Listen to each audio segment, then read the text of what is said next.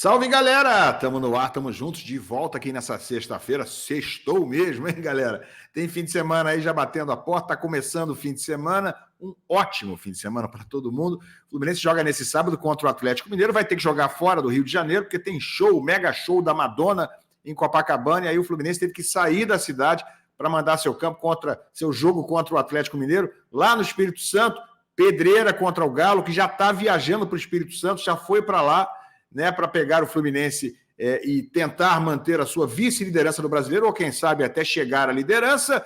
Como é que veio o Galo, hein? Qual é a escalação? Já está definida? Não está? Gente, e o Fernando Diniz? Vou repassar o que ele deve botar em campo nesse jogo desse sábado. Aliás, ele ganhou um defensor que eu diria, no mínimo, improvável, o Diniz, tá bom? E qual é o retrospecto do Fluminense jogando em Cariacica? Você sabe? Será que é bom? Vem comigo.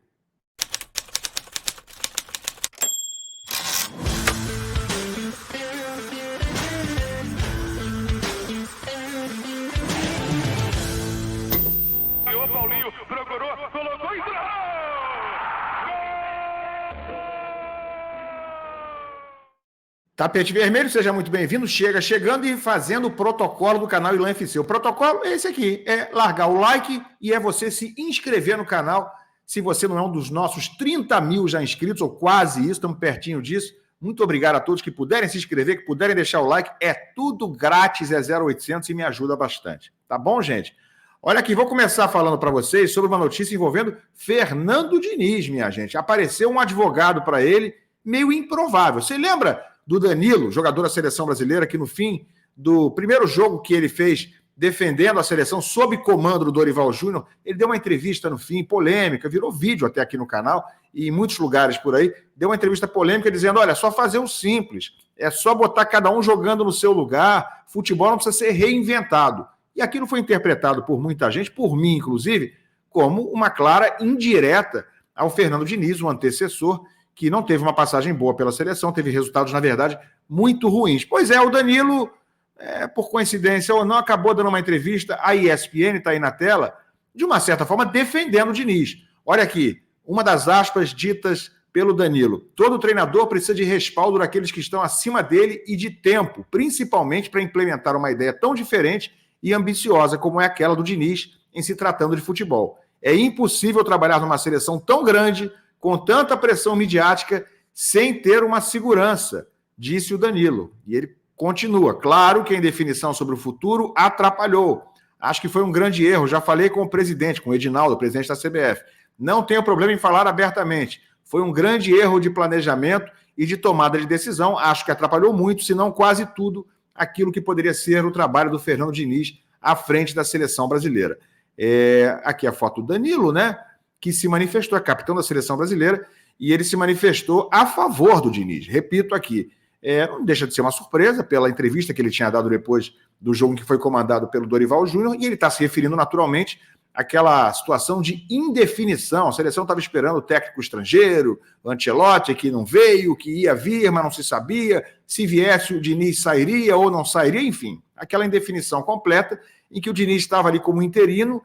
Diziam que se o Ancelotti não viesse, o Diniz continuaria, mas acabou que os resultados derrubaram qualquer possibilidade dele, e o Danilo então se referindo a essa situação de muita indefinição, né? O Diniz ficou pisando em ovos, sem ter nenhuma garantia de nada, e na opinião do Danilo, isso acabou atrapalhando, inclusive, o trabalho do Diniz. Bom, no mínimo um advogado que eu considerava improvável até uma hora atrás, tá bom?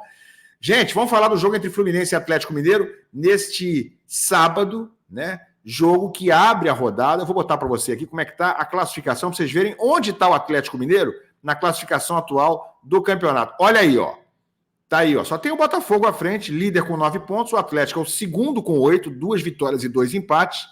Nem o Botafogo está invicto, tá? O Atlético é um dos 4 times invictos no campeonato. Só ele, Bragantino, Criciúma e Fortaleza, por incrível que pareça, só esses times aí estão invictos até agora. Só esses não perderam. O Atlético vem de 2 vitórias consecutivas no Campeonato Brasileiro, né? Uma sobre o Cruzeiro jogando em Belo Horizonte. O jogo foi 3-0 para o Atlético na Arena do Galo, e depois venceu o Cuiabá na rodada seguinte, na última rodada, por 3-0 jogando em Cuiabá.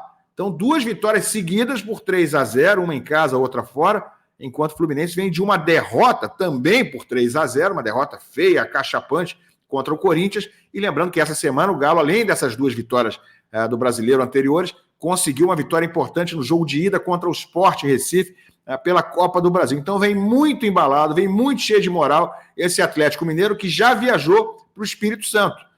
Dá uma olhadinha aí na matéria do GE. Escalação do Atlético, com o zagueiro de volta, Galo viaja para enfrentar o Fluminense. O Gemerson retorna depois de ser poupado e o Bruno Fux cumpre suspensão, né? Fecharam a preparação, já viajaram para Cariacica, depois de vencerem seguidamente no Brasileiro, como eu falei, o Cruzeiro e o Cuiabá.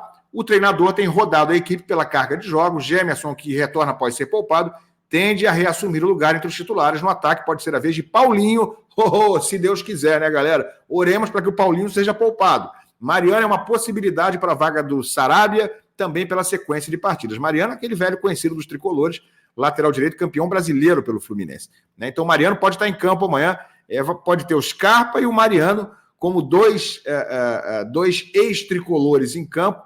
Já pensou naquele negócio de lei do ex? Esse troço costuma não falhar, né? E tem o Paulinho, que a princípio vai ser poupado e é tricolor de coração. Mas tomara que ele fique fora, tomara que ele fique na arquibancada, se estiver lá em Cariacica, para torcer pelo time dele, né? Escondidinho de boné, Paulinho pode torcer pelo Fluminense. Então a escalação provável do Atlético, dita aqui pelo GE, Everson, Sarabia, se não jogar, se for poupado, joga o Mariano, Gemerson voltando ao time, Batalha e Arana, Otávio, Alan Franco, Zarate e Scarpa. Scarpa tá jogando muito, gente. Infelizmente, Deus me livre, hein? Deus me livre ver gol do Scarpa amanhã. Eu tô batendo na madeira aqui. Paulinho, que pode ser poupado, se não jogar, entra o Vargas e Hulk. É um belíssimo time, é um jogo perigosíssimo. Eu já trouxe aqui a informação um pouquinho mais cedo. O Diniz fez testes hoje no time, né? Vou repassar a informação que eu trouxe. Primeiro, repassar o que eu trouxe ontem à noite. Marcelo, lembra que eu falei que estava voltando de viagem, voltando de Madrid? Chegou hoje pela manhã, né? Já treinou com o time e está à disposição para jogar. Vai ser titular? Não vai? Tem o tempo todo de viagem, né? Cansativa, mesmo que ele tenha vindo de classe executiva. Tem a questão dele não ter treinado durante toda a semana, então pode ser que não jogue, pode ser que comece no banco de reservas, embora isso não esteja garantido. O Marcelo, se quiser jogar, disser que está bem, vai jogar, vai ser titular. Na zaga, uma dúvida ainda de ordem pessoal. O Felipe Melo, infelizmente, ontem perdeu o sogro dele, que faleceu, né? Nossos sentimentos ao Felipe Melo e à família dele. Infelizmente, ele perdeu o sogro. Obviamente, é um problema pessoal dele, né? Estava muito abalado ontem na concentração, mas ele fez questão, mesmo liberado para voltar para o Rio de Janeiro, fez questão de permanecer com a delegação e quer jogar. Então, o Felipe Melo deve ir a campo, né? Se o Diniz entender que ele está em condições psicológicas boas para jogar. E a zaga deve ser formada exatamente por Manuel e Felipe Melo, deve ser mantido, apesar de que a gente esperava que o Felipe Andrade pudesse ter uma oportunidade. Isso não é a tendência, né? Os zagueiros devem ser Manuel e Felipe Melo mais uma vez. Na lateral, né, ou ele vai manter o Marquinhos, que jogou a última partida como lateral direito, ou ele vai entrar com o Guga. Mas existe uma chance grande do Marquinhos voltar à posição dele de origem, começar na ponta direita, sai o Douglas Costa e o Guga entra na lateral. Essa é a tendência. E a tendência ali do setor de ataque seria exatamente Marquinhos, Germancano centralizado, também voltando ao time, no lugar do Renato Augusto, e o John Arias pela esquerda. No meio, a gente vai ter possivelmente, uma hipótese de uma novidade. O Diniz hoje no treino testou a possibilidade de vir com o Alexander no lugar do Lima. O Alexander jogou bem contra o Sampaio Corrêa, entrando no segundo tempo, né, e ganha a possibilidade de jogar amanhã. É o mais provável? Não sei te dizer nesse momento. Né? Ele testou com o Lima, testou com o Alexandre. O que está dentro da cabeça do Diniz, dessa vez, eu não tenho como chegar dentro da cabeça dele. Não está definido isso aí. Mas a gente vai ter um meio-campo com o Martinelli, Lima ou Alexander e Ganso. Ganso volta no lugar do Terence. Tá bom, gente? Vamos aguardar, né? Amanhã, 1 hora antes do jogo, tem a escalação e eu vou vir com live aqui, como sempre faço. Para a gente fechar esse vídeo aqui, qual é o histórico do Fluminense lá em Cariacica? Você sabe? É bom ou não é? Vou botar aqui na tela para vocês, ó.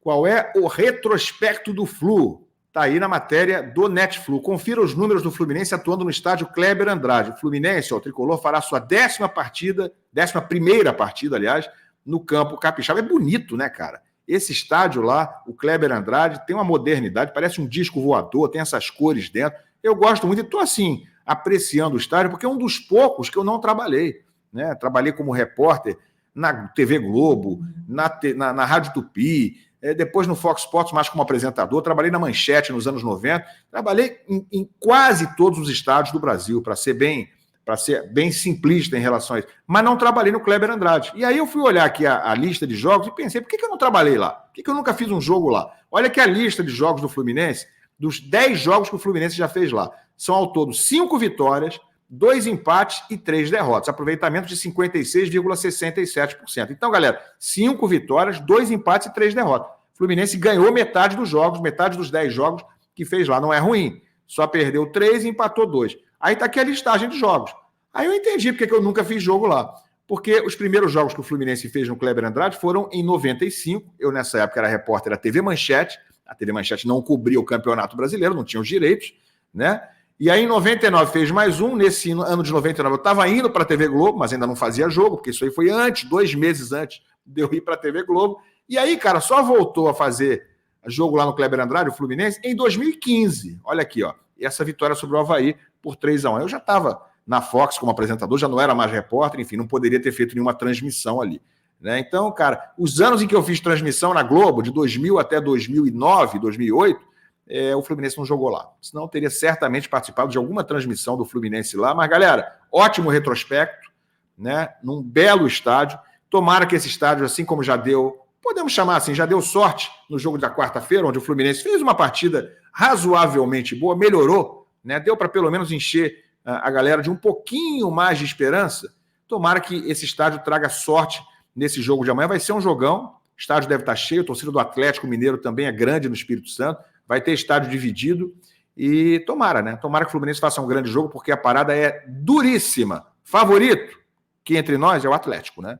Mas que o Fluminense amanhã surpreenda e traga essa alegria pra gente no fim de semana. Tá bom? Deixa a opinião de vocês aqui embaixo, deixa o like.